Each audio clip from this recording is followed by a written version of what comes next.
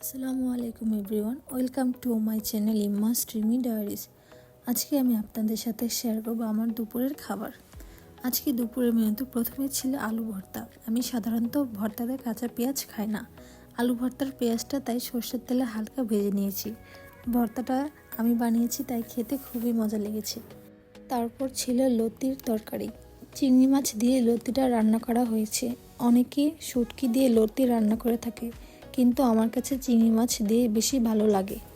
অনেক সময় লতির তরকারি খেলে গলা চুলকায়, তাই বেশি করে লেবু চিপিয়ে খেতে হবে, তাহলে আর গলা চুলকাবে না। রান্নাটা খুবই মজা হয়েছে, তাই অর্ধেক ভাত লতির তরকারি দিয়ে শেষ করে নিয়েছি। সব শেষে ছিল মটরশুঁটি দিয়ে গরুর মাংস ভুনা, তাই আরেকটু ভাত নিয়ে নিলাম। মাংস ভুনা বলেন, মাছ ভুনা বলেন, সবজি বলেন বা নুডলস, সব কিছুর মধ্যে আমার মটরশুঁটি দিয়ে খেতে খুবই ভালো লাগে। মাংসের তরকারিতে লেবু ছাড়া খেতে একদমই ভালো লাগে না, তাই হালকা একটু লেবু চিপে নিয়েছি। আলহামদুলিল্লাহ, এই ছিল আমার আজকে দুপুরের খাবার। ভিডিওটি ভালো লাগলে লাইক দিন এবং আমার চ্যানেলটি সাবস্ক্রাইব করুন। ধন্যবাদ। আসসালামু আলাইকুম।